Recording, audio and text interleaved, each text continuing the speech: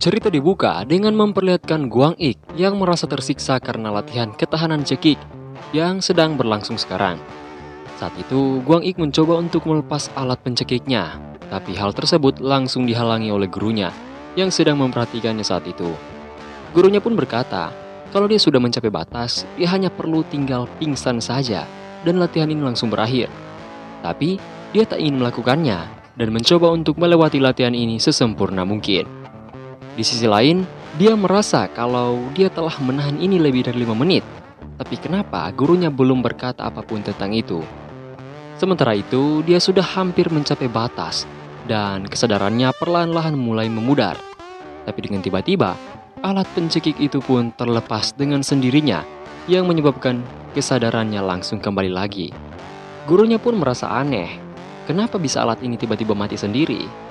Saat itu, Guang Ik langsung melepaskan alat pencekik itu dari lehernya karena dia merasa sudah hampir saja moka. Tapi, dia menanyakan sesuatu yang membuatnya sangat penasaran sedari tadi, yaitu waktu yang seharusnya sudah mencapai 5 menit. Gurunya kemudian berkata, kalau waktu memang sudah melebihi 5 menit, karena dia telah menahan nafas selama 12 menit 47 detik, di mana itu merupakan waktu yang melebihi rekor, yaitu 8 menit. Gurunya pun merasa sangat senang melihat hal itu, seperti seorang anak kecil yang baru saja mendapatkan mainan baru. Scene kemudian berpindah pada senja hari di dalam kediaman sang guru. Saat itu, gurunya menyuruh Guang Ik untuk istirahat dan menunggu makan malam, yang sementara dia siapkan, karena makan dan istirahat juga merupakan bagian dari latihan. Setelah Guang Ik menunggu sebentar, makanan pun akhirnya telah tersedia atau sudah siap. Ya, menurut saya, ini lebih kelihatan seperti racun daripada makanan. Saat itu, Guang Ik pun terpaksa makan karena dia tak punya pilihan lain, dan makanan hanya ada ini saja. Beberapa saat kemudian, tak terasa malam sudah tiba, dan saat itu Guang Ik sedang membersihkan badannya, sambil berpikir bahwa dia saja yang akan memasak di lain kesempatan atau di latihan ke depannya nanti. Jadi saat pulang, dia akan meminta ibunya untuk mengajarinya bagaimana caranya memasak. Di saat yang sama, dia juga berpikir akan menelpon ayahnya karena ada hal penting yang harus dia bicarakan. Tapi karena ponselnya disita, dia berpikir untuk menyampaikan hal itu nanti. Setelah sampai di rumah, ekspresi Guang Ik langsung terlihat aneh, diikuti dengan suara nyamuk yang berdenging di sekitarnya. Saat itu, dia bertanya mengenai lampu atau penerang, tapi gurunya berkata kalau lampu hanya akan membawa laron saja, jadi sengaja dia tak pasang. Karena sudah begitu, terpaksa Guang Ik tidur saja, meski dengan ekspresi yang murung. Malam pun berlalu dan pagi pun tiba. Saat itu, Guang Ik dan gurunya langsung sarapan daging gosong yang terlihat sangat tak layak konsumsi. Tapi karena dia tak punya pilihan lagi, dia terpaksa memakan itu. Di saat yang sama, gurunya berkata bahwa latihan selanjutnya adalah panjat tebing yang berguna untuk menajamkan insting dan inderanya dalam menerka serangan yang dilancarkan oleh musuh. Karena seorang immortal tidak boleh terkena serangan kejutan kuat agar tak terkena shock. Gurunya juga berkata bahwa ada hal lain yang harus dia perhatikan, yaitu dia tak boleh kehilangan mobilitas. Singkatnya, kakinya tidak boleh sampai putus. Jadi, immortal harus menggunakan tangannya sebagai perisai. Misalnya, ketika musuh mengincar kaki atau kepala, dia harus langsung menangkis dan merelakan tangannya saat itu juga. Immortal juga harus lebih berhati-hati pada senjata jarak dekat daripada senjata jarak jauh. Dikarenakan, itu dapat langsung mengamputasi bagian tubuh dan akan memakan waktu yang cukup lama untuk menumbuhkannya kembali. Dan juga, immortal harus selalu berhati-hati dengan lumpur dan ranjau karena dapat memperlambat kecepatan geraknya atau mobilitasnya. Setelah semua penjelasan itu, Guang Ik pun kembali untuk latihan. Tapi, latihannya berbeda dengan panjat tebing biasa, karena dia harus melompat dari tebing setelah dia memanjatnya.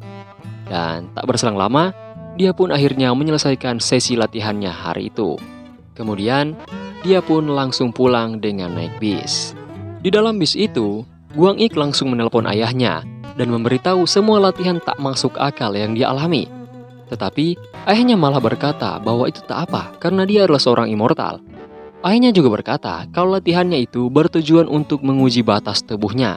Tapi, bukannya mengetahui batas tubuhnya, Guang Ik malah mengetahui bahwa tubuhnya ini sangat kuat dan dia juga tak pernah mengalami syok satu kali pun. Saat itu, tiba-tiba ayahnya berkata kalau dia memiliki urusan penting, jadi dia harus menutup teleponnya sekarang. Setelah itu, Guang Ik pun memikirkan perubahan rencana karena dia harus istirahat hari ini. Saat itu, Guang Ik dengan gembira memikirkan rencana istirahat yang sempurnanya, yaitu mandi air panas, main PS5, makan makanan enak buatan ibunya, dan yang paling penting adalah tidur 12 jam penuh. Tapi sayangnya, saat dia sampai di rumah, ibunya malah menyuruhnya untuk menunda untuk mandi dan menyuruh Guang Ik untuk ikut sebentar dengannya. Sontak, Guang Ik pun merasa seperti ada sesuatu yang pecah di dalam hatinya. Ibunya pun berkata padanya kalau dia juga perlu belajar untuk kuliah. Jadi ibunya telah menyiapkan koper untuknya dengan tujuan belajar dari seorang guru yang merupakan kenalan baik ibunya. Dan karena itu, dia harus menginap di sana 2 hari untuk belajar. Sontak, saat itu Guang Ik langsung mempunyai sebuah firasat yang sangat-sangat buruk mengenai hal tersebut. Tak berselang lama, mereka pun sampai di tempat Guang Ik akan belajar. Saat itu, ibunya berkata pada Guang Ik mengenai sesuatu yang amat-amat penting, yaitu hanya menjadi pintar tidaklah cukup. Oleh karena itu, Guang Ik juga perlu tubuh yang sangat kuat. Dan di saat yang sama, akhirnya Guang Ik menyadari apa yang telah menunggunya di gedung ini. Jadi, dia pun hanya bisa tertawa ringan sambil mengeluarkan rasa depresi beratnya. Cerita pun berlanjut pada Guang Ik yang telah sampai di basement gedung itu. Karena penasaran, dia pun melihat ke dalam dan seketika dia langsung terkejut karena melihat sebuah gym yang sangat besar berada di situ. Di saat yang sama, dia juga merasa lebih terkejut lagi setelah melihat seorang wanita atletis mendekat padanya sambil bertanya apakah dia adalah putra Seul He. Guang Ik pun menjawab pertanyaannya dan bertanya untuk apa dia dikirim ke sini oleh ibunya. Wanita itu pun berkata kalau ibu Guang Ik memberitahunya bahwa Guang Ik ini hanya belajar terus-menerus selama 2 hari penuh. Saat itu, entah kenapa Guang Ik merasa kata-kata ibunya itu sangat tidak adil, karena dia tak tahu apakah neraka itu dihitung sebagai pembelajaran juga. Sebenarnya, Guang Ik ingin menolak tawaran dari ibunya, tetapi karena dia mengingat masa-masa kelam dirinya dulu, dia tak berani berpikir untuk menolak lagi, karena jika itu sampai terjadi lagi, dia sudah pasti akan dihajar oleh ibunya sampai babak belur. Saat itu, dia pun diberikan semacam jam tangan oleh wanita yang sekarang sudah menjadi guru keduanya. Dijelaskan kalau alat itu merupakan alat untuk mengkalibrasi. Jadi, gurunya menyuruh dia segera memasang benda itu.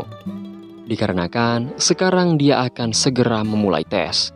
Tesnya sangat sederhana, yaitu berlari di treadmill.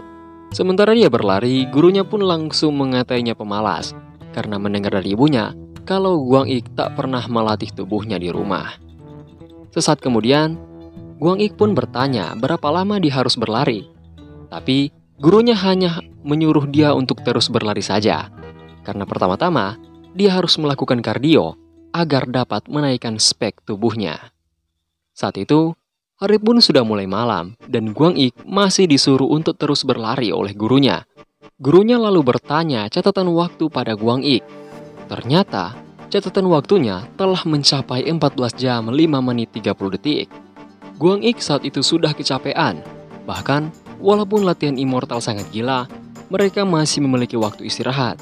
Tetapi, latihan shapeshifter tidak sama sekali. Itu yang membuatnya sedikit terkena mental. Di saat yang sama, gurunya sedang menjelaskan materi dasar pada Guang Ik yang sedang berlari. Tapi tak hanya itu, Guang Ik juga harus menonton penjelasan dan contoh peregangan tubuh milik shapeshifter sembari mendengarkan penjelasan, berlari, dan terus melaporkan catatan waktu yang dia miliki. Namun, walaupun latihan ini sangatlah brutal, dia tetap masih bisa melakukannya dengan sangat sempurna. Saat itu, Guang Ik langsung mengingat penjelasan gurunya mengenai indra block yang sering dilakukan oleh Guang Ik. Gurunya berkata, kalau dia terlalu banyak menggunakan indra block, maka kebanyakan indranya akan pudar dan pergerakannya akan langsung mengacau. Jadi, yang harus dia lakukan adalah untuk membuat semua indranya menjadi tenang, tetapi di sisi lain juga harus presisi. Dengan kata lain, dia harus mempelajari indera multitasking. Singkatnya, yang dia harus lakukan adalah mengerjakan beberapa hal dalam waktu bersamaan, seperti melapor catatan waktu, mengingat semua gerakan di video, mendengarkan semua penjelasan gurunya, sembari dia berlari. Setelah berlari semalaman, Guang Ik akhirnya berhasil mencapai 24 jam penuh, di mana itu merupakan suatu hal yang sangat mustahil untuk dilakukan pada manusia umumnya. Dan ya, karena dia mutan, dia bisa lakuin itu.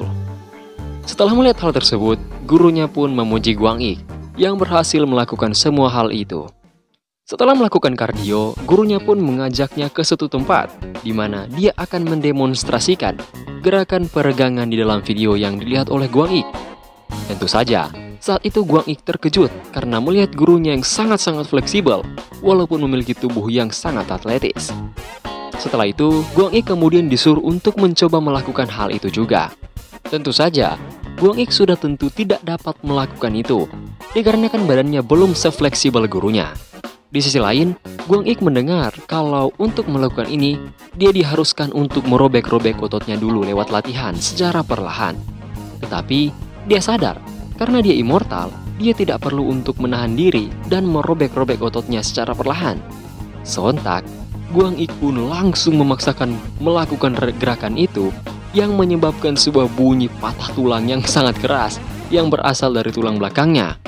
Saat itu, gurunya seketika ketar-ketir karena tindakan Guang Ik yang sangat-sangat gila. Tapi, dia langsung sedikit tenang karena mendengar kalau Guang Ik ternyata baik-baik saja dan tidak mengalami luka. Di sisi lain, dia heran karena Guang Ik ini masih dapat tertawa di situasinya yang saat ini. Tetapi walau bagaimanapun, dia tetap bisa melakukan hal tersebut. Walaupun terkadang tindakan Guang Ik sedikit kocak gitu loh pada orang-orang di sekitarnya. Setelah berlatih, Guang Ik dan gurunya pun masing-masing memakan satu ekor utuh daging yang sangat besar. Gurunya berkata kalau dia tak perlu membersihkan daging itu setelah makan. Terlebih, dia tak boleh menyisakan daging itu dan harus menghabiskan semuanya, dikarenakan shapeshifters membutuhkan energi yang berasal dari makanan yang sangat banyak. Setelah makan, gurunya pun meminta Guang Ik untuk segera mandi dan lalu tidur, karena besok jadwal mereka akan sangat padat. Tak berselang lama, Guang Ik pun langsung pergi ke tempat dia tidur setelah mandi malam itu. Di situ, walaupun dia sedikit tidak nyaman, setidaknya dia tidak digigit nyamuk dan juga diperbolehkan untuk membawa ponselnya, berbeda dengan tempat tinggal guru yang satunya. Saat itu, dia pun berinisiatif untuk menelpon ibunya, yang seketika langsung menanyakan kabarnya.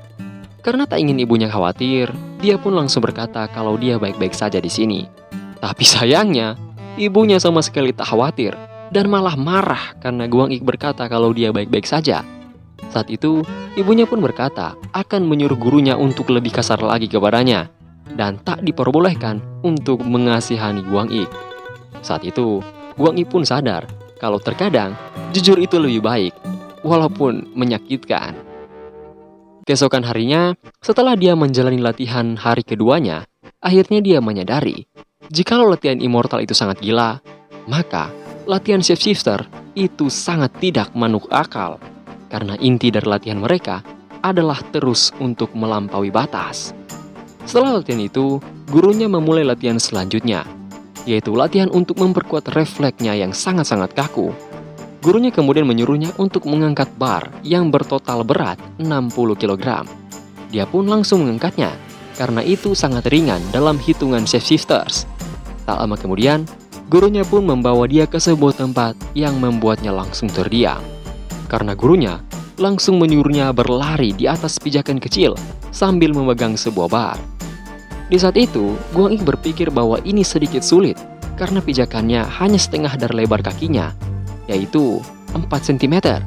Ditambah, dia harus berlari sambil membawa beban. Gurunya pun berkata kalau walaupun dia jatuh, ketinggiannya cuma 3 meter, jadi aman-aman saja.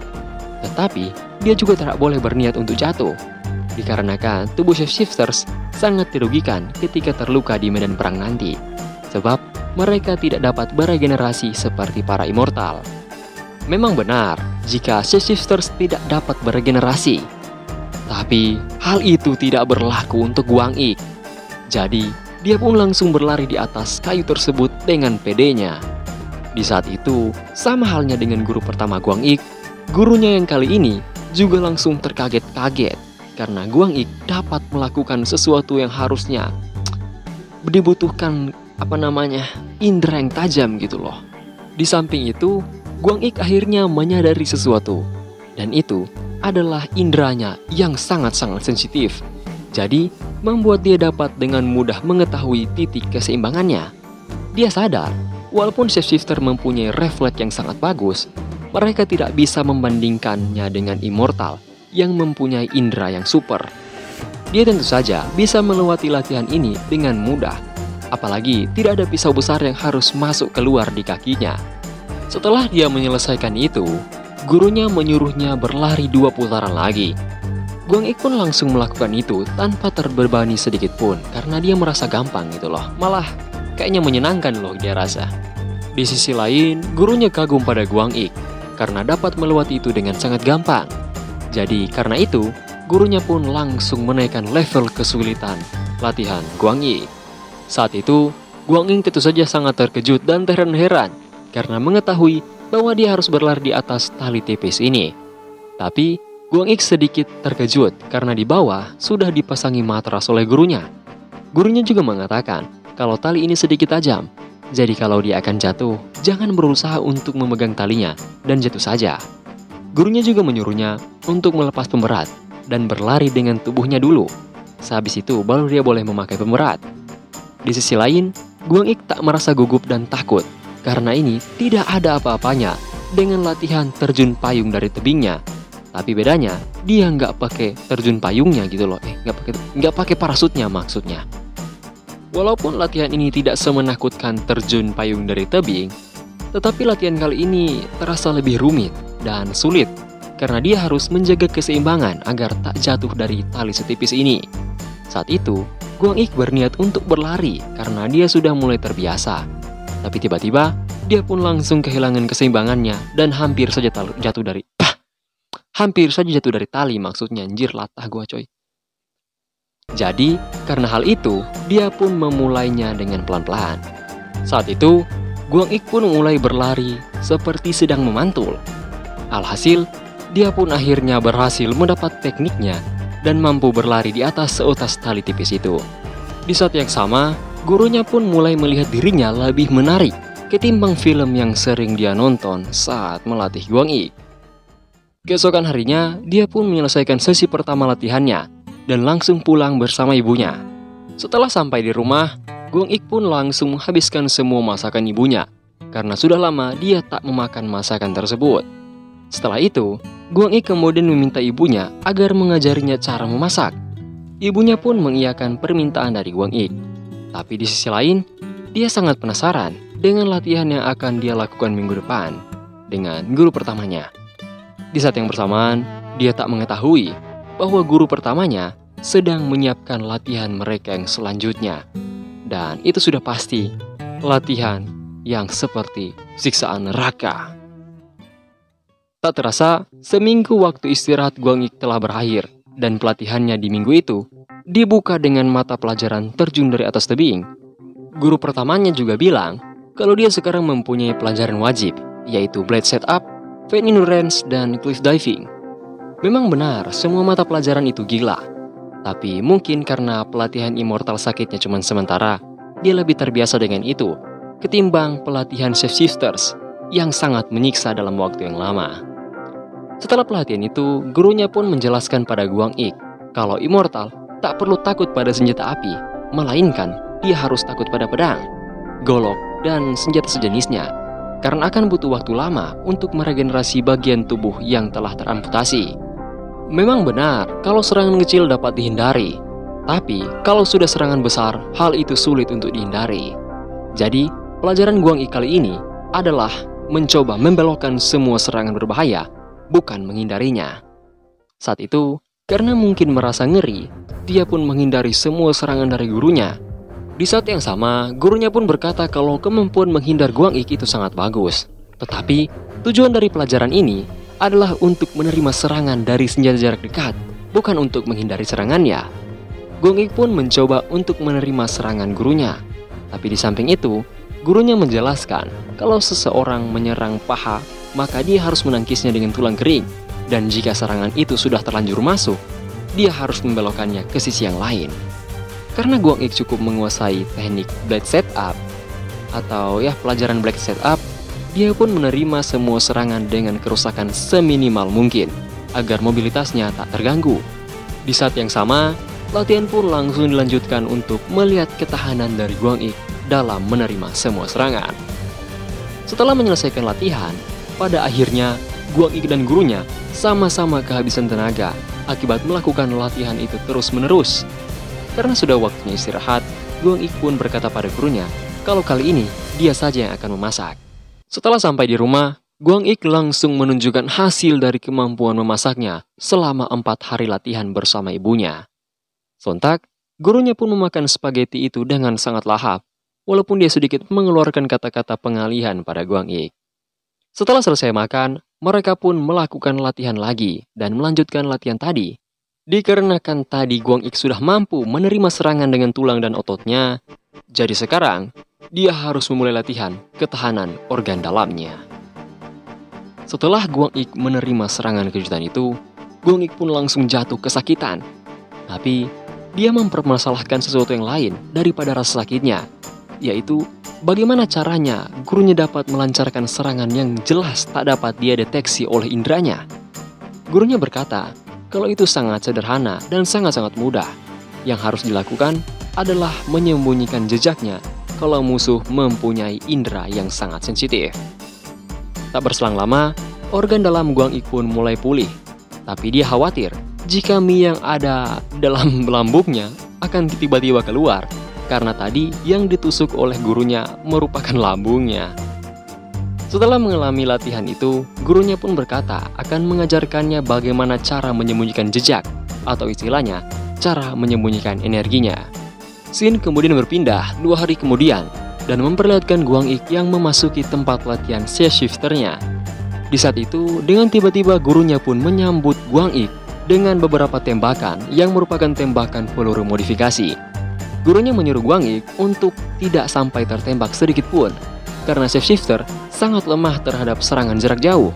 Dan tujuan dari latihan ini adalah untuk menghindari kehilangan mobilitas dalam bergerak. Sontak, karena mendengarnya, Guang Ik langsung menyadari kalau latihan kali ini sama dengan latihan Immortal. Jadi dia pun membuat satu kesimpulan, kalau gaya bertarung shapeshifter dan Immortal diambil dari trait mereka. By the way, trait itu istilah game ya, yang artinya kemampuan khusus yang dimiliki masing-masing karakter atau role karakter hero. Dan hero-nya itu, sudahlah, mau dijelaskan panjang nanti. Dikarenakan trait Immortal itu abadi, maka dia diajari cara untuk bertarung. Dan karena trait shapeshifter itu kekuatan fisik, refleks, dan insting, maka dia diajari untuk cara bertahan hidup dan cara menyesuaikan diri di lingkungan manapun, agar dia dapat bertahan di situasi itu. Immortal juga perlu untuk menghindari serangan senjata tajam dan shotgun yang dapat menyebabkan kerusakan fatal pada tubuh mereka. Dan mereka tak perlu takut dengan senjata jarak jauh seperti rifle. Di sisi lain, shapeshifter tak perlu khawatir dengan senjata jarak dekat karena kemampuan refleks dan insting mereka yang sangat-sangatlah tinggi. Dan mereka tidak takut juga kepada shotgun, dikarenakan mereka hanya perlu menjauh saja dari penggunanya, karena pergerakan dan kelincahan shapeshifter yang sangat-sangatlah tinggi. Tetapi, mereka juga perlu waspada terhadap serangan jarak jauh seperti rifle, karena rifle dapat seketika memperlambat mobilitas mereka. Setelah menyelesaikan latihan menghindari tembakan, gurunya pun menyuruh dia untuk segera bangun dan melakukan latihan berlari di atas kabel. By the way, yang ini lebih tipis dari yang sebelumnya ya, karena levelnya udah ditingkatin lagi. Sementara Guang Ik berlari di atas kabel, dia sedikit bergumam soal perbedaan latihan kedua guru. Tapi dengan tiba-tiba, dia pun merasakan sesuatu seperti hewan buas yang akan langsung menerkamnya dari belakang saat itu juga. Sontak, karena dia merasakan adanya bahaya, dia pun dengan cepat langsung menjatuhkan dirinya dan langsung melihat ke arah gurunya di saat yang bersamaan. Saat itu, gurunya pun sangat terkejut karena Guang Ik ternyata mampu merasakan hal tersebut. Bahkan, dia juga sempat bereaksi karena merasakan hal itu.